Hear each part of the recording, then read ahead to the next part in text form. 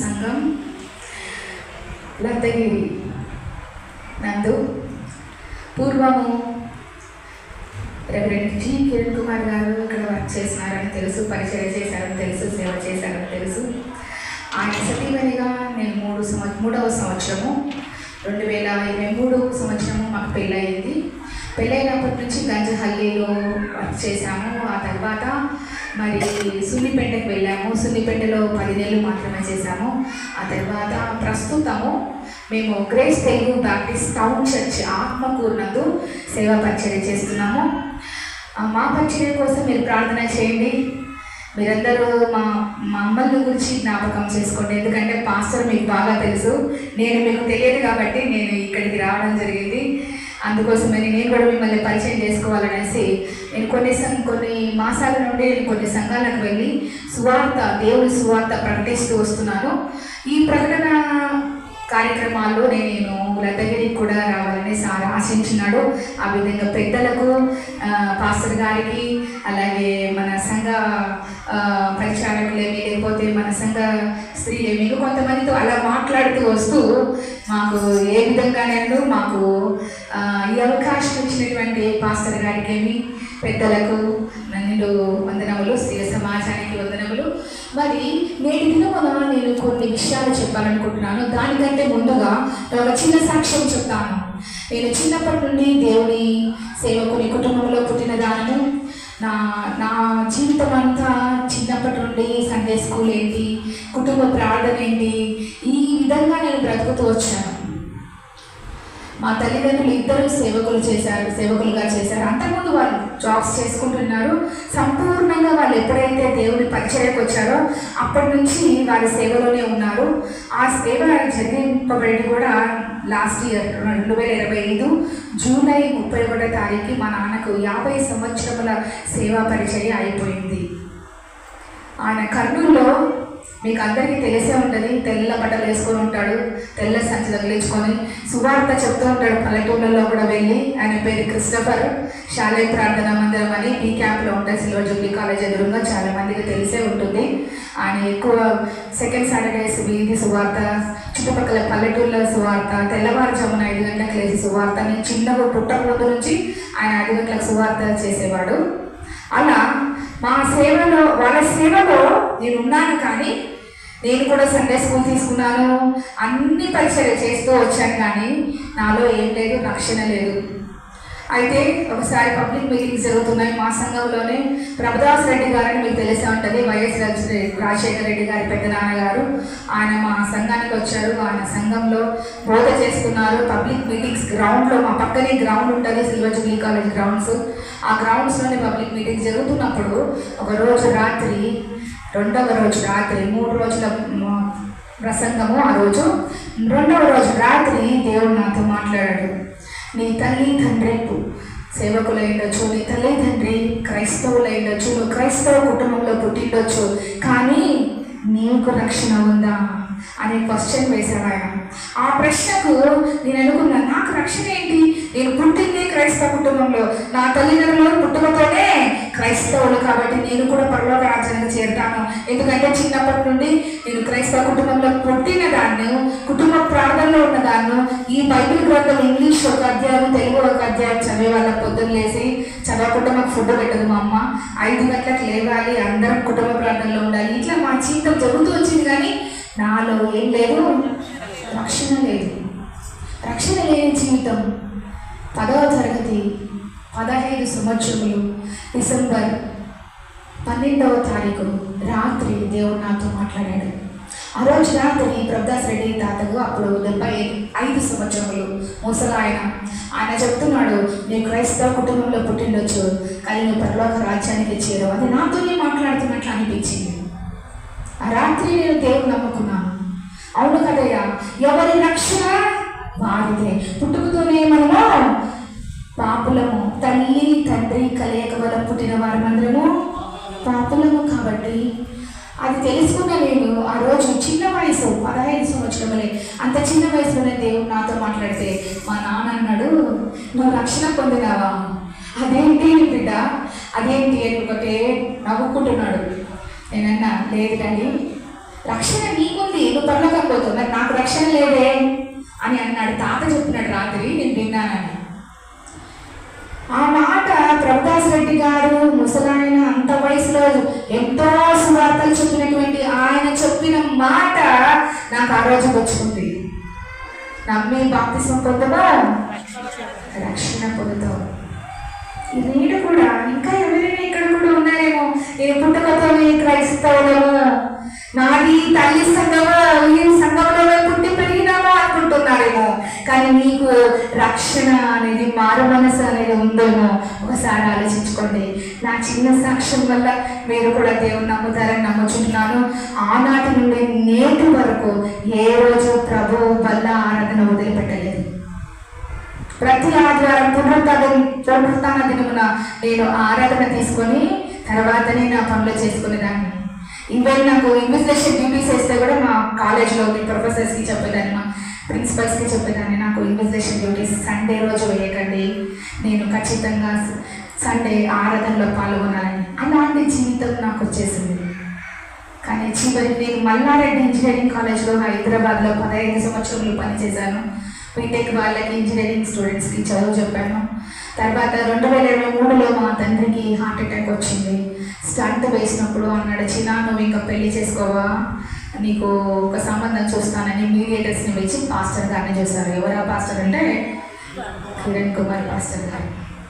నేను అన్నా, సేవకుని పెళ్లి చేసుకుంటే నీలాగా నేను కష్టం పడాలి డాడీ అన్నా.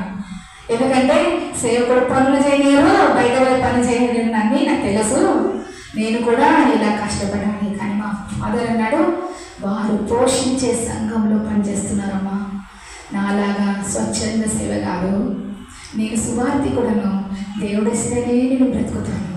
కానీ వారు అలా కాదు, వారి పరిచయ సంఘాల్లో చేస్తారు, వారి ఇన్ని సంవత్సరాలని ఉంటుంది, ఆ సంఘాల్లో పనిచేస్తారు కాబట్టి వారికి ఖచ్చితంగా ఒక పోషన్ ఇస్తారు, శాలరీ ఇస్తారు, పెయిడ్ పాస్టర్స్ అమ్మా అని చెప్పాడు. ఆ తర్వాత 3 రోజుల టైం తర్వాత వారు వచ్చారు, చూశారు. నెక్స్ట్ రోజు అందరూ వచ్చారు, నన్ను ఒప్పుకున్నారు. ఒక కండిషన్ పెట్టారు, నేను ఎక్కడ పని చేయకూడదని, ఓన్లీ సేవ చేయమని. అప్పటి నుండి నేను సేవ చేస్తూనే వచ్చాను. కానీ నాకు తెలిసి వచ్చింది, ఏదైనా పరిస్థితులు ఎలా ఉంటాయో నాకు ఉండబుద్ధి కావట్లేదని చెప్పేసి నేను వెంటనే ఎన్ఆర్ఎస్కి క్లాసెస్ చెప్పడం మొదలుపెట్టిన. అమెరికాలో ఉన్నటువంటి ఎన్ఆర్ఎస్ స్టూడెంట్స్కి ప్రతిరోజు ఆన్లైన్ క్లాసెస్ కూడా చెప్తున్నాను. అలాగే దేవుని పరిచర్య చేస్తున్నాను. బైబిల్ కాలేజ్లో, డల్లాస్ థియలాజికల్ సెమినరీలో బైబిల్ కాలేజ్ నుండి నేను సర్టిఫికెట్ పొందుకున్నాను. అంతకుముందు కూడా నేను యూటీసీలో చదువుకున్నాను, బీడీ కంప్లీట్ చేశాను. కానీ అవన్నీ నేను ఎందుకు చెప్పట్లేదంటే, మా పాస్టర్ కంటే నేను ఎక్కువ చదువుకున్నానని చెప్పుకోవడం నాకు ఇష్టం లేదు, అందుకోసమని. సో ఇదంతా నా జీవితంలో జరిగినటువంటివి, దేవుడు కార్యాలు చేశాడు. ఇప్పుడు కూడా దేవుడు ఆయన పరిచర్య జరిగించుకుంటూ వస్తున్నాడు. నేను అన్ని సంఘాలకు వెళ్ళాను. నెక్స్ట్ వీక్ మళ్ళీ సీక్యాంప్ ప్రార్థన మందిరంలో కూడా సేవ చేయాలి. అలా ప్రతి శుక్రవారం ఎన్టీడైస్ టైంలో ప్రతి చోట వెళ్తున్నాను, దేవుని సువార్త పరిచర్య చేస్తున్నాను. మా పరిచర్య కోసం ప్రార్థన చేయండి. ఇప్పుడు మనము యేసు ప్రభు యొక్క తత్వము గురించి తెలుసుకుందాం. యేసు ప్రభు యొక్క తత్వము అంశం ఏంటండి? యేసు ప్రభు యొక్క తత్వము. యేసు ప్రభుల వారు ఈ లోకానికి వచ్చాడు. ఆయన దాసుని స్వరూపం ధరించాడు, మనుషుని పోలికగా పుట్టాడు. ఎందుకోసమండి? మేకలేకయో కోడలేకయో రక్తము వలన మనకు ఏమి లేదు, రక్షణ లేదు, పాపక్షమాపణ లేదు. కానీ యేసు ప్రభు యొక్క శిలువ రక్తము చేత ఒక్కసారి శిలువ పైన మరణము చేయించాడు. ఆ మరణం పొందినటువంటి ఆ యేసు ప్రభు కార్చినటువంటి రక్తము వలనే మనం అందరము ఏం పొందుకున్నాము? పాపక్షమాపణ పొందుకున్నాము, పరలోక రాజ్య వారసులుగా చేయబడ్డాము. ఆ విషయం నేను కొన్ని విషయాలు, 4 విషయాలు నేను చెప్పాలనుకుంటున్నాను. మొట్టమొదటిగా జకర్యా గ్రంథము 9వ అధ్యాయము 9వ వచనము. నేను ఎందుకు ఆశపడుతున్నానంటే ఈ 4 విషయాలు: యేసు ప్రభు యొక్క తత్వము, యేసు ప్రభు యొక్క వ్యక్తిత్వము, యేసు ప్రభు యొక్క స్వభావము, యేసు ప్రభు యొక్క లక్షణము మనలో కూడా ఉండాలని దేవుడు ఈ మధ్యాహ్న కాలంలో లద్దగిరి సంఘస్థులకు చెప్పాలని ఆశపడుతున్నాను. దయచేసి నాకు సహాయం చేయండి. టకటక వాక్యం చదవండి. జకర్యా గ్రంథము 9వ అధ్యాయము 9వ వచనము. సియోను నివాసులారా, ఒక్కటి చదవండి దయచేసి. సియోను నివాసులారా, బహుగా సంతోషించుడి, యెరూషలేము నివాసులారా ఉల్లాసముతో ఉండుడి. నీ రాజు ఏంటండి? నీతిపరుడును ఏంటండి? ఏ కలిగిన వాడు? రక్షణ కలిగిన వాడును, దీనుడునై గాడిదను గాడిద పిల్లను ఎక్కి ఎక్కడికి వస్తున్నాడు? నీ యొద్దకు వస్తున్నాడు. ఈ వాక్యం ఏంటబ్బా ఇప్పుడు చెప్తున్నారు? మటలాచారంలో చెప్పాలి కదా అనుకుంటున్నారా? ఈ వాక్యం ఎక్కువ ఎక్కడ చెప్తారు? మటలాచారంలో చెప్తారు కదా, రాజు గాడిద మీద ఎక్కి ఊరేగింపబడుతున్నాడు అని చెప్తారు. కానీ నేను అక్కడ వాక్యం అంతా తీసుకోవటం లేదు, ఒక్క పదము తీసుకుంటున్నాను. ఏంటంటే దీనుడు. కనిపించిందా మీకు ఆ వర్డ్? ఆ పదం కనిపించిందా? Did you see that word? దీనుడు. దీనుడు అంటే హంబుల్ మ్యాన్. ఎవరు? మన దేవుడు. He is a humble person. He has humble personality. ఆయన క్వాలిటీస్ లో ఒకటి హంబుల్ హ్యూమిలిటీ అనేది ఉంది. ఆయనలో దీనత్వం ఉంది. దీనుడు ఆయన దేవుడు. ఆయన స్వభావంలో ఒక స్వభావం, ఆయన తత్వములో ఒక తత్వము, ఆయన వ్యక్తిత్వంలో ఒక వ్యక్తిత్వం ఏంటంటే దీనుడు. దీనత్వము కలిగిన దేవుడు మన దేవుడు. ఆయన దీనుడు వరకునే మనల్ని కూడా ఆయన ఆదరించే దేవుడు. మనం కూడా దీనులుగా ఉండాలని ఆయన ఆశిస్తున్నాడు. దీనులకు ఆయన కృప చూపించే దేవుడు. అంత మంచి దేవుడు ఆయన మన దేవుడు. ఆయన ఏం చేశాడండి? దీనుడుగా ఈ లోకానికి వచ్చాడు.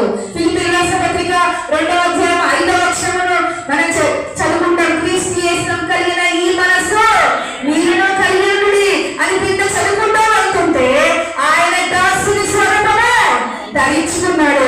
మనుషుని పాలికగా పుట్టాడు. విధేయత చూపించాడు. ఎంతగా తగ్గించుకున్నాడు. నిన్ను నన్ను బట్టి నిన్ను నన్ను ప్రేమిస్తున్నాడు. ఏమని చెప్తున్నాడు? ఆయన జీవితంలో చూపించినటువంటి మొట్టమొదటి తత్వం ఏంటి? స్వభావం ఏంటి? లక్షణం ఏంటి? వ్యక్తిత్వం ఏంటి? దీనత్వం. మనం కూడా ఆయన మాదిరి దీనత్వం కలిగి జీవించాలి, దీనులంగా జీవించాలని మొట్టమొదటి వాక్కు నేను తెలియజెప్తున్నాను. యేసు ప్రభువును చూసి దీనుడై ఎక్కడున్నాడంటే ఆయన గాడిద పిల్ల.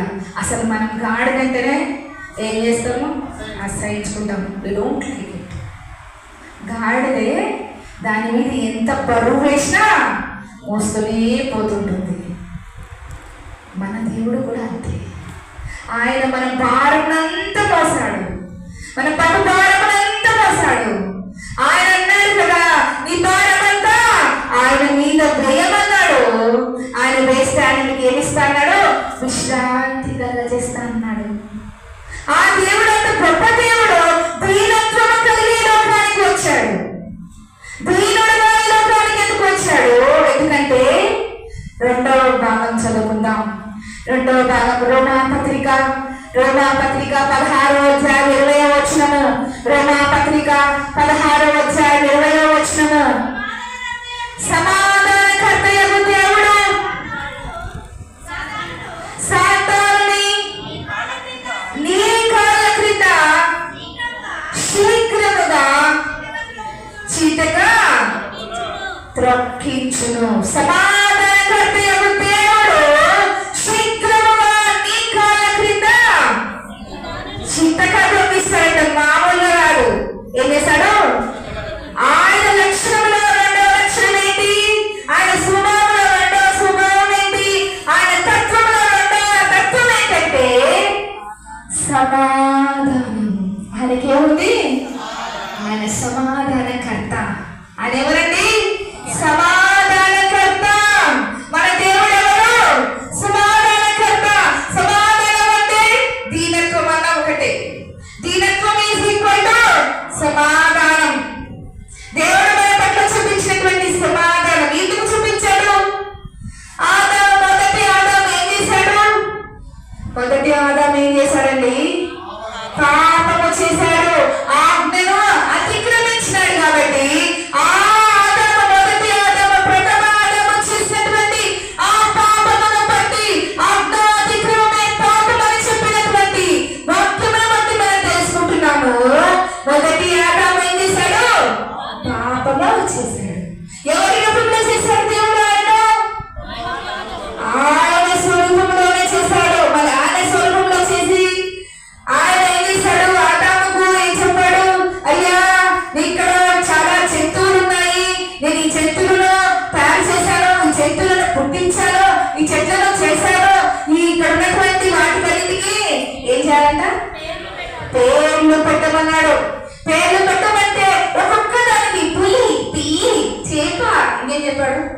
రకరకాల పేర్లు పెట్టాడు.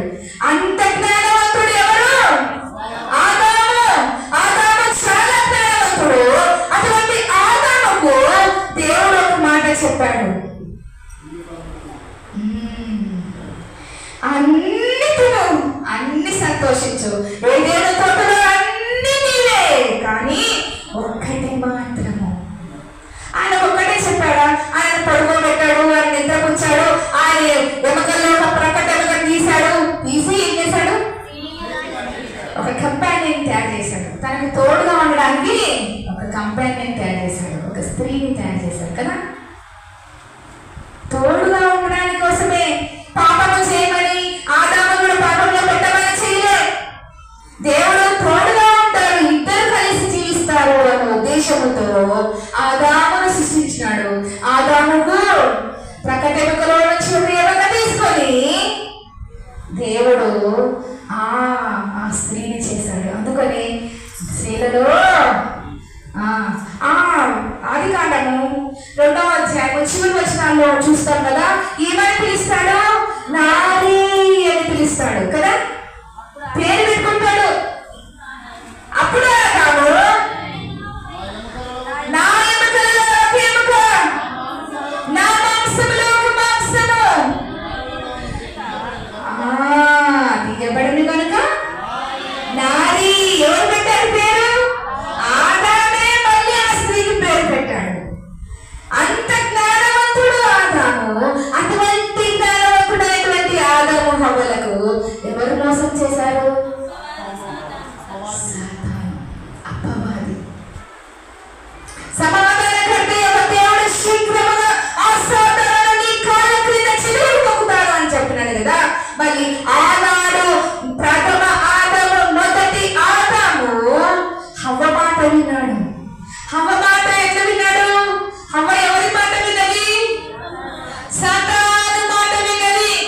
సాతాను ఎంత ఘోరంగా హవ్వ ఒక్కటిన్నది చూసుకొని వచ్చినాడు. ఆ కాలంలో దేవుడు యేసు ప్రభు కాదు, అప్పుడు ఎవరనేవారు? యెహోవా దేవుడు వాడిని సృష్టించినాడు. కాబట్టి ఆ ఏదెను తోటలోకి ప్రతి ఉదయము సాయంత్రం ఎవరి దగ్గరకు వస్తున్నాడు? ఆదాము హవ్వల చల్లని పూట వచ్చి వారితో సంపాదిస్తున్నాడు, వారితో మాట్లాడుతున్నాడు. వారి డైరెక్ట్గా చూసేవాళ్ళు. ఎందుకో వాళ్ళు పాపము లేదు, వారికి తెలియదు. అయ్యో మేము ఇలా ఉంటామే అని తెలియదు వారికి. వాళ్ళ నిజస్వరూపం వారికి తెలియదు. పశువు జంతువులు ఇప్పుడు ఎట్లా ఉంటాయి బయట, అలాగే ఉండేవారు వాళ్ళు. వారికి తెలియదు, ఏమీ తెలియదు. కానీ మంచి చెడ్డ ఫలములో, మంచి చెడ్డ తెలిపే ఆ ఫలము, జీవవృక్ష ఫలమును మాత్రము తినొద్దని చెప్తే హవ్వ సాతానుకు లోబడి వెంటనే ఏం చేసింది? నిజమా? ఎట్లా కనిపిస్తారంట? నువ్వు దేవదూతల కంటే అందంగా కనిపిస్తూ ఉంటా. చూడండి, అంటే హవ్వ అందంగా లేదా? అప్పుడు చాలా అందగత్తేమే. అందుకునే కదా ఎంత మంచి మాట నారీ అని ఎంత బాగా పెంచుకున్నాడు కదా. ఆదాము చాలా అందగత్తే, ఆదాము కూడా చాలా అందగాడు, చాలా జ్ఞానవంతుడు. ఇద్దరు చాలా అందంగా ఉన్నారు. ఆ అంధత్వాన్ని ఇది సాతానుడు ఏం చేశాడంటే, వెళ్ళి చూడు నీకు ఏం తినొద్దన్నాడు? అన్ని తినమన్నాడు. అదొక్కటి తిని చూడు. మనకు కూడా చెప్తారు కదా, ఏమీ కాదులే, ఒక్కసారి చూడు. సెల్లు ఏముంది? సెల్లు ఒక్కసారి చూడు, ఏం కాదులే. న్యూస్ చూడప్పుడు అంటే పెద్ద సమానం షార్ట్స్ చూస్తుంటాం. ఇంగిడి పైపోతానే ఉంటాయి. అసలు ఎట్లా స్క్రోల్ చేస్తారు సార్? ఏళ్ళు సెల్ పెట్టుకుంటారు, ఏళ్ళు స్క్రోల్ చేసుకుంటూనే పోతుంటారు. ఏమి అంత ఏముంటుందండి దాంట్లో? ఏమి అంత ఆనందం ఉంటుంది ఆ షార్ట్స్ చూడడంలో. ఇన్స్టాగ్రామ్ షార్ట్స్, యూట్యూబ్ షార్ట్స్, జీవితంలో దీని వల్ల మీరు మోసపోతున్నారు. సాతాను చెప్తున్నాడు, చూడు నీకు ఈ లోకమంతా అందంగా అనిపిస్తుందని చెప్తున్నాడు. ఇప్పుడు కూడా చెబుతున్నాడు, జాగ్రత్త. ఆనాడు సాతాను మోసం చేశాడు ఆదాము. వారు అటువంటి ప్రదేశం ఏదైనా తోటలో ఉన్నటువంటి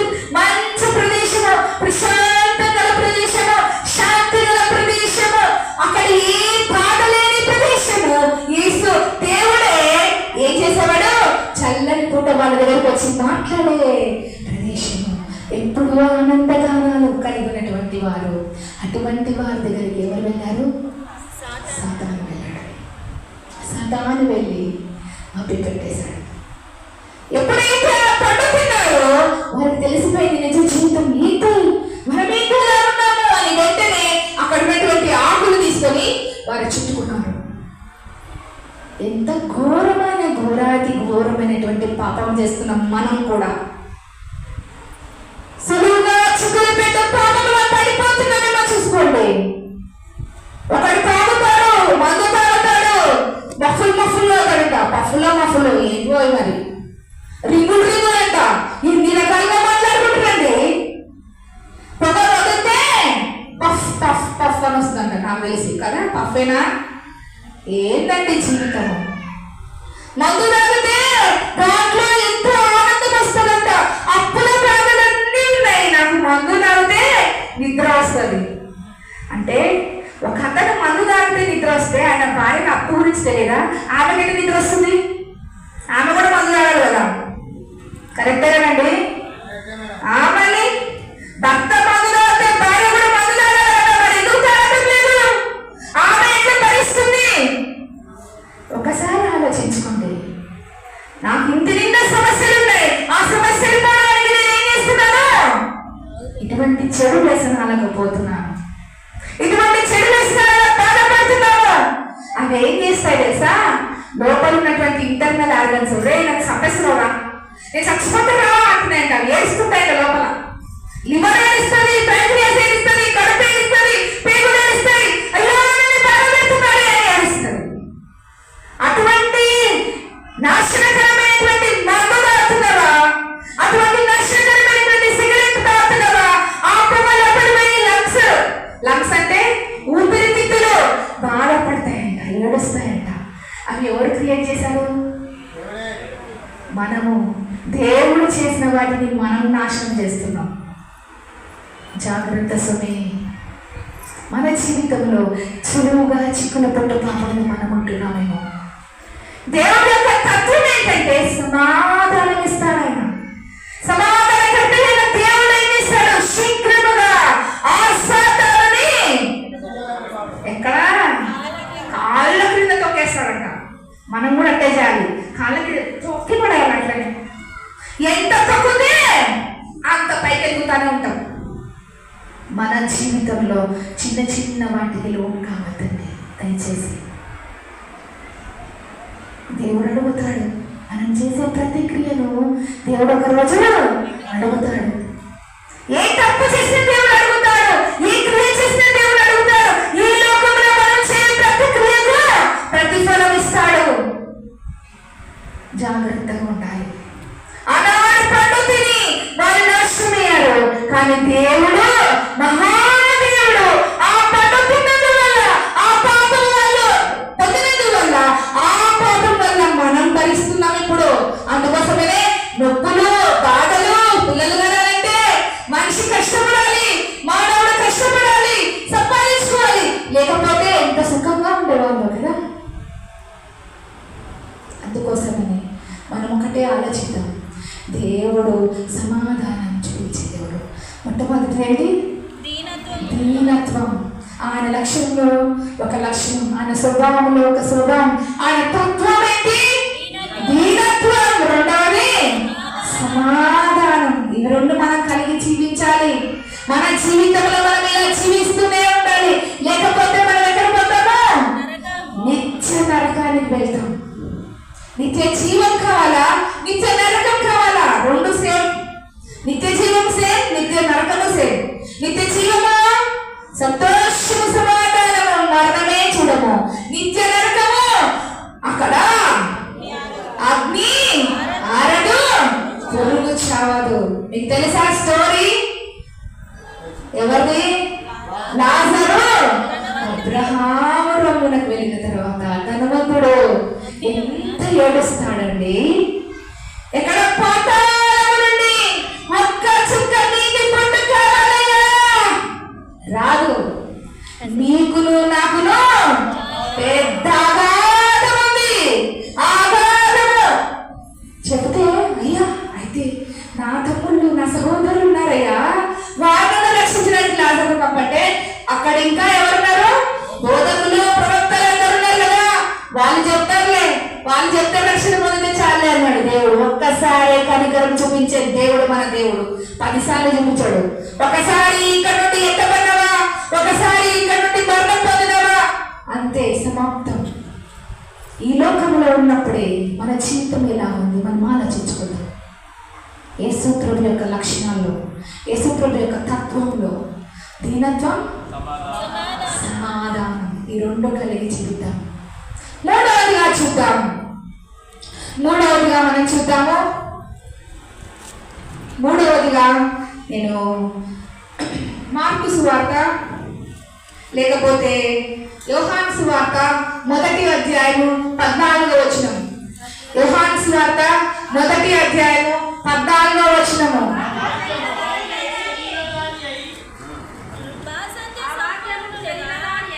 ఒక నిమిషం జెంట్స్ వైపు ఇద్దామమ్మా. చెప్పండి, ఎవరు చెప్తున్నారు ఇక్కడ? ఆ వాక్యము శరీరధారి అయి కృపా సత్య సంపూర్ణుడుగా మన మధ్య నివసించెను. వాక్యం ఎవరండి? 1వ వచనం. ఆదియందు అందరు ఒంటరిగా చెప్పాలా? ఆదియందు వాక్యం ఉండెను, వాక్యము దేవుని యందు ఉండెను, ఆ వాక్యమే దేవుడు ఉండెను, ఆ వాక్యమే కృపా సత్య సంపూర్ణుడుగా మన మధ్య నివసిస్తుంది.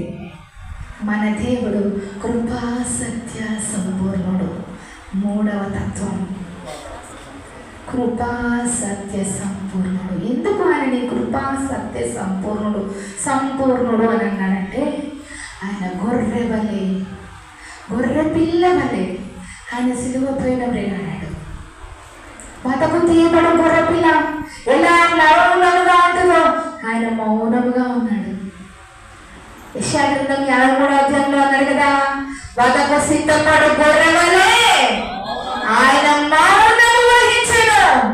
మన కోసము, మన వ్యాధి కోసము, మన శిక్షణ అనుభవించడానికి కోసము ఆ పండు ఆదాము హవ్వలు తిన్నందువల్ల, ఆ పండు తెచ్చినటువంటి పాపము వల్ల మనమందరము శిక్షార్హులము. కాబట్టి ఆ శాపము నుండి విమోచించడానికి ఆయనే గొర్రె పిల్లగా ఈ లోకానికి సిలువ రానుపై మనుష్యుడిగా పుట్టాడు. ఎలా పుట్టాడు?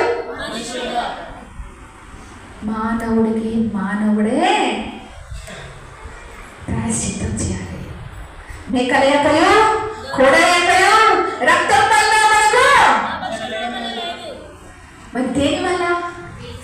యేసు ప్రభు ఒక్కసారి ఆయన వచ్చినటువంటి రక్తం వల్ల, తన ప్రాణం అర్పించినందువల్ల, ఆ రక్తం వల్ల మనకి పొందుకున్నాము రక్షణ, పాపక్షమాపణ పొందుకున్నాం, మాన మనసు పొందుకున్నాము. తిరిగి మళ్ళీ అటు వాటి వల్ల వెళ్ళకుండా జాగ్రత్త పడుతున్నామా లేదా? ఉంటున్నామా లేదా? ఉండాలి, ఖచ్చితంగా ఉండాలి. మనం ఏ పాపములకు లోను కాకూడదు, ఏ తప్పుకు లోను కాకూడదు. దేవుడు హృదయమా చూస్తున్నాడు. మన హృదయం పరిశోధించే దేవుడు. మనము ఏమి చేస్తున్నామో, ఏమి ఆలోచిస్తున్నామో, ఈ క్షణంలో కూడా మనం ఏమి ఆలోచిస్తున్నామో ఆ దేవుడు చూస్తున్న దేవుడు, మన హృదయాన్ని ఎరిగిన దేవుడు. అందుకని మనం చాలా జాగ్రత్తగా జీవించాలి ఈ లోకంలో. ఏంటంట మనం చదువుకున్న వాక్యం ఏంటి? ఆయన కృపా సత్య సంపూర్ణుడుగా ఈ లోకానికి వచ్చాడు. ఆ వాక్యమే శరీరధారిగా వచ్చాడు, మానవుడిగా వచ్చాడు. ఎట్లా మానవుడు? నేనెంటో మానవుడిని అన్నట్టు చూపించాడు దేవుడు కదా. మనం ఎట్లా ఉన్నాం మానవుడిగా? అదే రక్తములోనే పుట్టాడైనా, అదే రక్తము ఆటలో ఉండింది మనలో. మనకు ఇట్లా కూర్చుంటే రక్తం వస్తుంది కదా, అట్లనే ఆయనకు రక్తం వచ్చింది కదా. పంచగాయములు పొందాడు శిలువ పైన. మనం చేసిన తలంపుల కోసం మన తల మీద ముళ్ళ కిరీటము, మన చేతులు చేసినటువంటి పాపం వల్ల ఆయన చేతులకు చీలలు, రక్తమునంతా కాచాడు.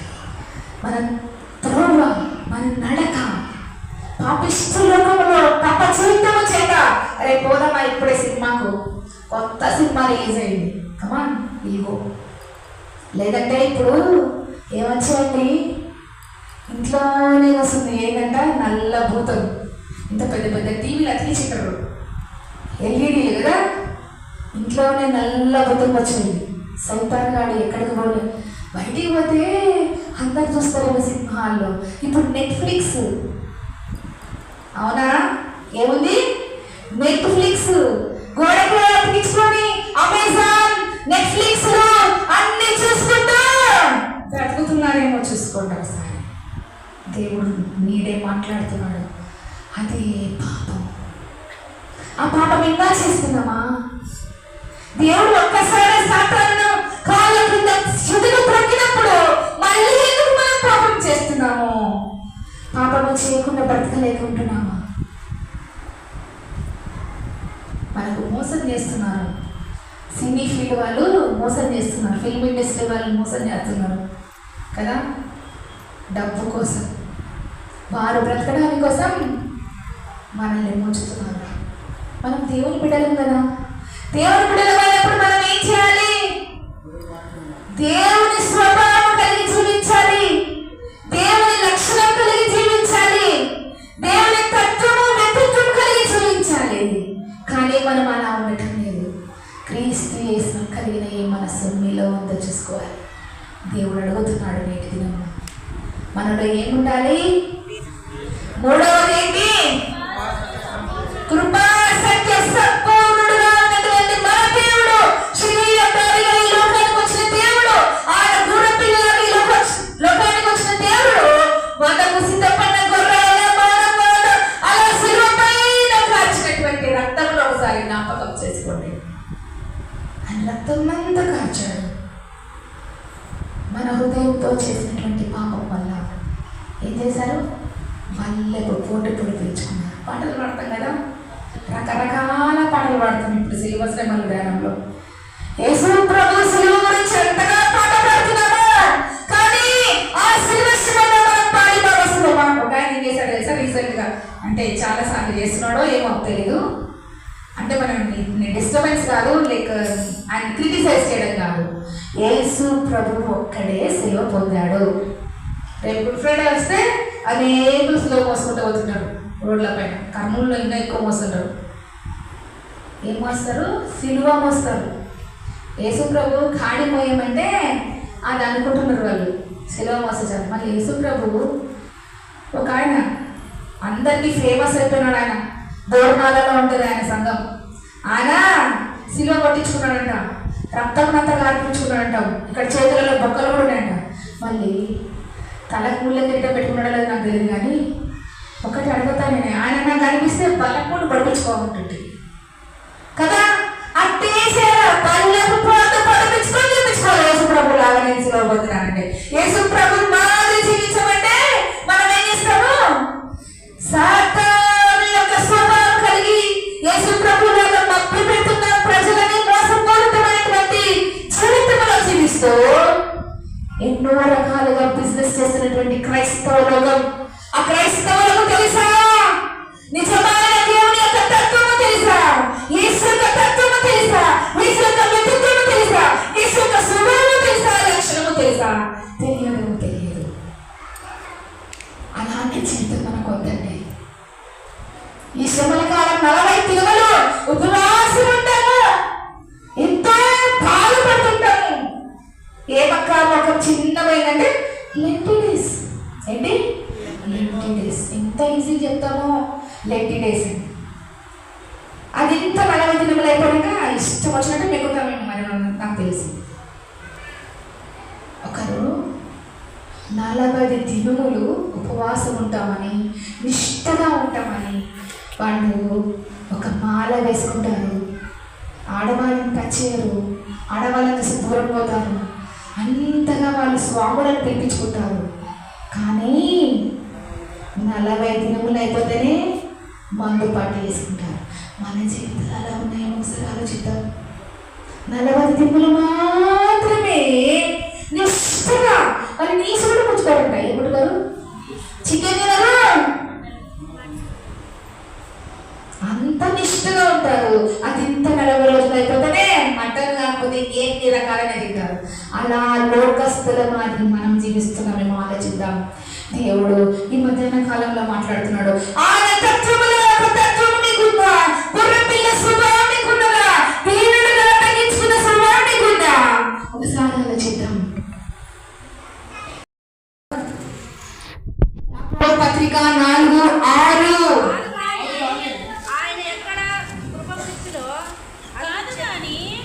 కాదు కానీ ఆయన ఎక్కడ కృపనిచ్చినో తర్వాత దేవుడు అహంకారులను ఎదిరించి దీనులకు కృప అనుగ్రహించును. ఏంటి? అహంకారులను ఎదిరించి దీనులకు కృప అనుగ్రహించును. ఆయన తత్వంలో ఉన్న తత్వం ఏంటి? మొట్టమొదటిది దీనత్వం. దీనులకు కృప అనుగ్రహించే దేవుడు ఎవరిని ఎదిరిస్తాడు? అహంకారులను గర్విష్ఠులను ఎదిరిస్తాడట.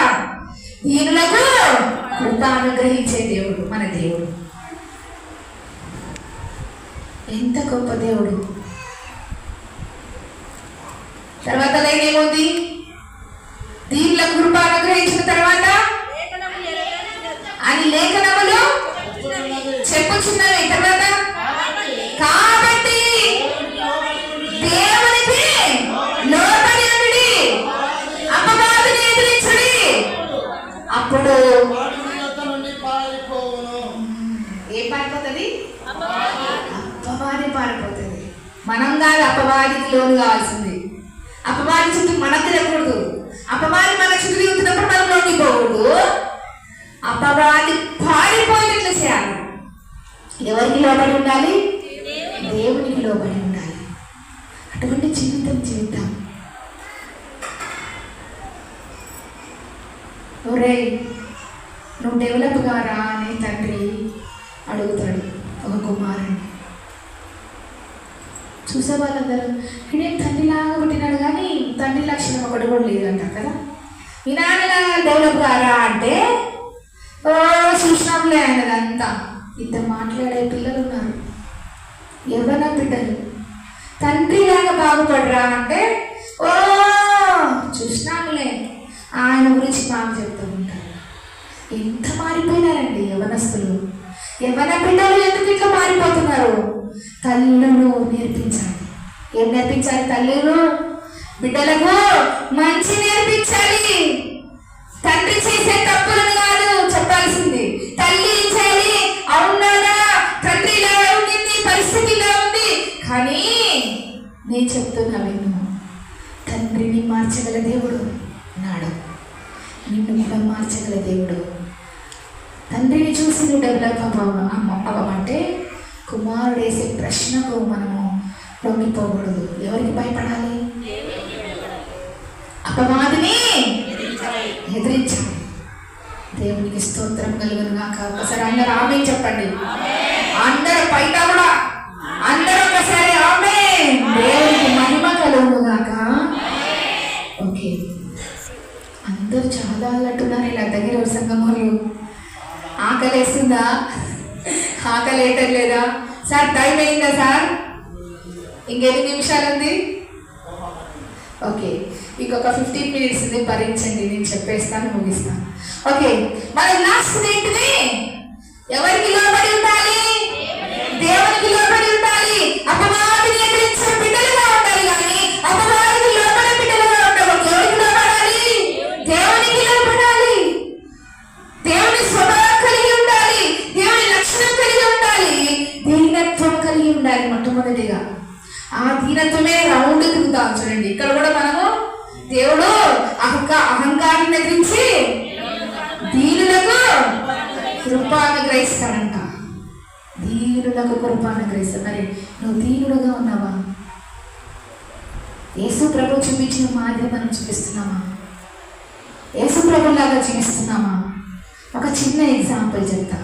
అందరికీ తెలిసిన విషయం, ఇది లోక సంబంధమైనది కానీ కొంచెం మనం అప్లై చేసుకోవచ్చు, కొంచెం మార్చుకోవచ్చు. అంటే నేను చెప్పకూడదు కానీ చెప్తున్నాను. ఒక అతను ఆయన తల్లి ఈ లోక జబ్బుతో బాధపడుతున్నది. ఆ జబ్బు ఎన్ని హాస్పిటల్స్ బాగాలేదు. ఆమె జీవితంలో ఎంత పాపం చేస్తుందో మనకు తెలియదు, కానీ ఆమె జబ్బు ఎంతమంది డాక్టర్ల దగ్గర తీసుకుపోయినా బాగుపడలేదు. ఎన్ని హాస్పిటల్స్ తిరిగాడో. ఆయన అంత గొప్ప ధనవంతుడు, కానీ ఆ డబ్బుతో తల్లిని బాగు చేసుకోలేకపోయినాడు. ధనవంతుడు ఏమైపోతుంది. అయినా కూడా ఒక రోజు ఒక స్వామి వచ్చినాడంట వాళ్ళ ఇంటికి వచ్చి, అయ్యా మీ అమ్మ బాగుపడాలంటే నువ్వేం చేయాలి, అడుక్క తినేవాడి దగ్గర పోయి అడుక్కోవాలని చెప్పినాడంట. తెలుసా? అర్థమైంటది కదా మీకు? అర్థమైంటది. ఓకే, అడుక్క తినేవాడి దగ్గర పోయి అడుక్కో. 41 రోజు కాదు, ఎన్ని రోజులు? 40 రోజులు అడుక్కోవాలంట. 40 రోజులు పోయి అడుక్కో. పోయినాడు. ఆయన నీకు వాళ్ళ అమ్మ బాగుపడాలి కదా. వాళ్ళ అమ్మ బాగుపడాలంటే ఏం చేయాలి?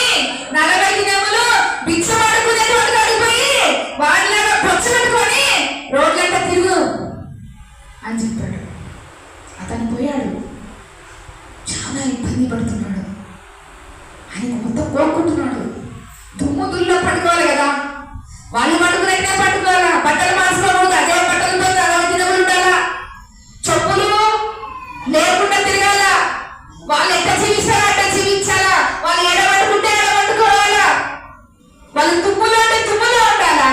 వాళ్ళు గుళ్ళ దగ్గర పోయి ఆడుకుంటుంటే ఆయన ఆడపోయి ఆడుకొని తినాలి. ఎంతో మంది చీకరించుకుంటారు, అసలు డబ్బు పడేస్తారు. ఎన్ని రకాల హింస పడతాడు, బాధపడతాడు. ఎవరి కోసం? తల్లి బాగుపడాలని ఎంతో కష్టపడ్డాడు. ఆ ఫ్రెండ్ చెప్పినారు ఇది స్టోరీ. నా ఫ్రెండ్, నువ్వు చూడు అంటే నేను చూడనన్నా. పోనీ ఏదో చెప్పవే, ఊరికి సతాయిస్తున్నావు అంటే చెప్పింది. ఆ పాప గడిబెమిలలో స్కూల్ అసిస్టెంట్ టీచర్. నాకు చెప్పింది, తను ఫోన్లో మాట్లాడుకుంటే చెప్పింది ఇది సంగతి. అంటే ఒక రోజు ఎప్పుడో 2 years బ్యాక్ సంగతి ఇది చెప్తున్నాను. అప్పుడు చెప్పినది నీకు ఇప్పుడు చెప్తున్నా. అంటే ఒక తల్లి కోసము, తల్లి స్వస్థత కోసము ఏమైనా చేయగలిగినటువంటి ఆ ధనవంతుడు అంత తగ్గిపోయినాడు కదా. మన కోసము కూడా యేసు ప్రభు దేవుడుగా ఈ లోకానికి వచ్చాడు. ఆయన ఐశ్వర్యవంతుడు. ఆయనకి ఏం కొలు ఉంది? ఆయన రాజాది రాజు. ఆయన ఒక్క మాట చేత అన్ని సృష్టించినాడు. ఒక్క మాట చేత కలుగునుగాక అన్ని కలిగినాయి. ఒక్క మాట చేత మనల్ని కూడా సృష్టించాడు. అటువంటి దేవుడు, రాజాభిరాజు, ధనవంతుడు, ఆయన ఐశ్వర్యంలో ఉంటే మనము ఏం పొందుకుంటాము? అవసరతలు తీర్చుకుంటాం. ఫిలిప్పీ 4:19 కదా. దేవుడు తన ఐశ్వర్యం చొప్పున క్రీస్తు యేసునందు మహిమలో నీ ప్రతి అవసరమును తీర్చును. And my God shall supply all your needs according to your riches in glory. దేవుడు ఐశ్వర్యవంతుడు. ఆయన మన పాపం కోసం, మన పాపలను పోగొట్టడానికి కోసము ఆయనే ప్రత్యక్షమయ్యాడు. శిలువపై భరించాడు. శిలువ ప్రాణపైన భరించుకున్నాడు. దుఃఖపడ్డాడు, పిడుగులు గుర్తించుకున్నాడు, వెంట్రుకలు బిగించుకున్నాడు, బుద్ధి వేయించుకున్నాడు. ఎంత బాధ అనుభవించాడు. కొరడా దెబ్బలు, ఒకటి తక్కువ 40 దెబ్బలు, కొరడా దెబ్బలు. ఎంత బాధ అనుభవించాడు. ఈ మధ్యాహ్నం కాలం వేళలో ఒకసారి ఆ సిలువని జ్ఞాపకం చేసుకోండి. ఆయన పొందిన దెబ్బలు మనకు స్వస్థత. 1 పేతురు రాసిన పత్రిక 2వ అధ్యాయం 24వ వచనం.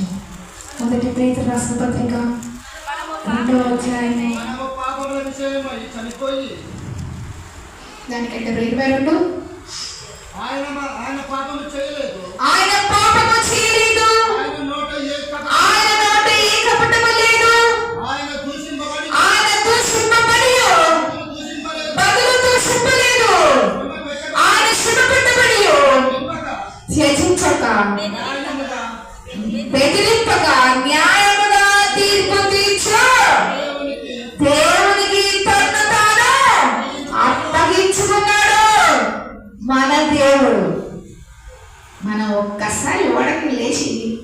అజరు అని అంటే వెంటనే ఏమి అంటాం, వెంటనే ఎంత సడన్గా వచ్చేస్తుందో మనకు. మనలాగానే ఆయన ఉన్నాడు కదా ఈ లోకంలో, మానవునిగానే ఉన్నాడు కదా.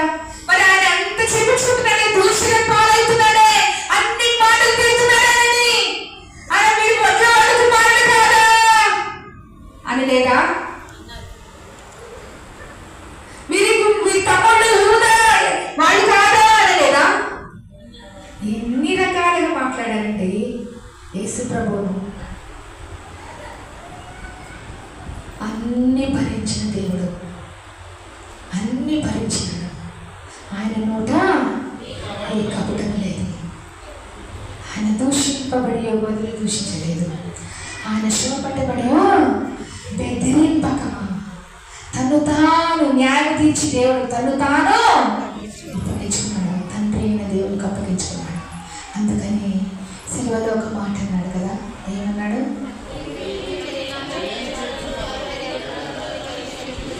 ఎన్నో మాట అది, తండ్రి వీరేమి చేసినా క్షమించమని ఒక్క మాటతో ఆయన వినిపించుకున్నాడు. మనం అలా ఉండాలి, క్షమించే గుణం ఉండాలి. యేసు ప్రభు క్షమించాలి కదా, అలా క్షమించాలి. ఒక్క పూర్తి మాట కట్టింది దెబ్బతింటేదాము మనం. అలాంటి స్వభావం మనకు ఉండరాదు. ఆయన తత్వములో గొర్రెపిల్ల స్వభావం ఉంది, ఆయన తత్వములో ధీరత్వం ఉంది, ఆయన తత్వములో సమాధానం ఉంది, ఆయన తత్వములో ఏముంది? ప్రాణమును అర్పించే గొప్పతనం ఉంది. ఎవరి కోసం? మన కోసం. He shed blood for all of us. ఒక్కసారి only once. ఇంకెవ్వరు చేయలేని కార్యము, ఎవ్వరు చేయలేని కార్యము చేశాడు ఆయన. ఆ మరణం పొంది శిలువ పైన మరణం పొంది పుట్టుతో లేచినందు వల్లనే మనం క్యాలెండర్ గురించి మాట్లాడుకుంటాం. బిఫోర్ క్రైస్ట్, ఆఫ్టర్ క్రైస్ట్ మాట్లాడుకుంటామా? ఎంత మాట అండి, ఎంత మాట. ఇంకెవరికైనా ఉండాలా? మన దేవుడు నిజమైన దేవుడు. ఇప్పుడు కూడా మన పరలోకంలో విజ్ఞాపనకర్తగా ఉన్నాడు. చేతులు చాపుతున్నాడు. అమ్మా ఒకసారి చూడమ్మా, అయ్యా ఒకసారి చూడయ్యా. ఆయన విజ్ఞాపనకర్తగా మన కోసం నిత్యము ప్రార్థన చేస్తున్నాడు. నువ్వు ప్రార్థన చేస్తున్నావా? నీ బిడ్డల కోసం ప్రార్థన చేస్తున్నావా? నీ భర్త కోసం ప్రార్థన చేస్తున్నావా? నీ భార్య కోసం ప్రార్థన చేస్తున్నావా? మారు మనసు పొందుకోవాలని ఒక్కదానివే రక్షింపబడితే, నువ్వు ఒక్కడే రక్షణ పొందితే, మిగతా వాళ్ళు విడవబడితే ఏమి లాభం? అందరూ అంతటను మారు మనసు పొందుకోవాలి. ఆలోచిద్దాం, ఒక్కసారి ఆలోచిద్దాం. ఆయన తత్వంలో ఉన్నటువంటి, ఆయన స్వభావంలో ఉన్నటువంటి, ఆయన లక్షణంలో ఉన్నటువంటి, ఆయన స్వభావంలో ఉన్నటువంటి ఈ 4 భావాలు, లక్షణాలు మనకున్నాయా? మనకుంటే ఓకే, నిత్య జీవానికి వెళ్తాం. లేకపోతే ఇప్పటి నుండి మనము అలవర్చుకుందాం. దీనత్వం కలిగి జీవిద్దాం, సమాధానం కలిగి జీవిద్దాం, ఒకరి పట్ల ఒకరి సమాధానం కలిగి జీవిద్దాం. ఒక ఇంట్లో వాళ్ళు మాట్లాడుకుంటారు, మళ్ళీ ఆ ఇంట్లో మాట్లాడరు, పక్కన ఉన్న వాళ్ళతో మాట్లాడుకోరు. అట్లాంటి జీవితాలు మనకున్నాయో ఒకసారి ఆలోచిద్దాం. సమాధానం కలిగి జీవించాలి. గొర్రె పిల్ల ఎంత దీనత్వం చూపించాడు. గొర్రె పిల్ల వల్ల అంత తగ్గింపు జీవితం మనం కలిగి ఉండాలి. తగ్గిపోదాం, మనంతకు మనం తగ్గిపోదాం. ఈ లోకంలో మనం ఎంతగా తగ్గించుకుంటామో పరలోకంలో అంతగా హెచ్చింపబడతాం. ఆయన నామం ఈ లోకంలో తగ్గింపబడింది, ఆయన తగ్గించుకున్నాడు. ఆయన నామం పరమందు హెచ్చింపబడింది. అన్ని నామముల కంటే పై నామముగా ఉన్నది. ఆమేన్. దేవుడు మన పట్ల కృప చూపిస్తున్నాడు. ఈ మధ్యాహ్న కాలం అందరూ ఒక్కసారి కాళ్ళు ఉంచి కళ్ళు మూసుకునండి. ఒక్కసారి దేవుని అడుగుదాం. కళ్ళు మూసుకొని, దేవా ఈ మధ్యాహ్న కాలంలో నాతో మాట్లాడవయ్యా. ఒక్కసారి మోకాలు లేవండి, ఉంటే మోకాళ్ళ మీద ఉండండి. మోకాళ్ళు వంచగలిగిన వారందరూ మోకాళ్ళు వంచండి. తలలు వంచగలిగిన వారందరూ తలలు వంచండి. కళ్ళు మూయాలనుకున్న వాళ్ళందరూ కళ్ళు మూయండి. దేవుణ్ణి అడుగుదాం. ఈ మధ్యాహ్న కాలపు వేళలో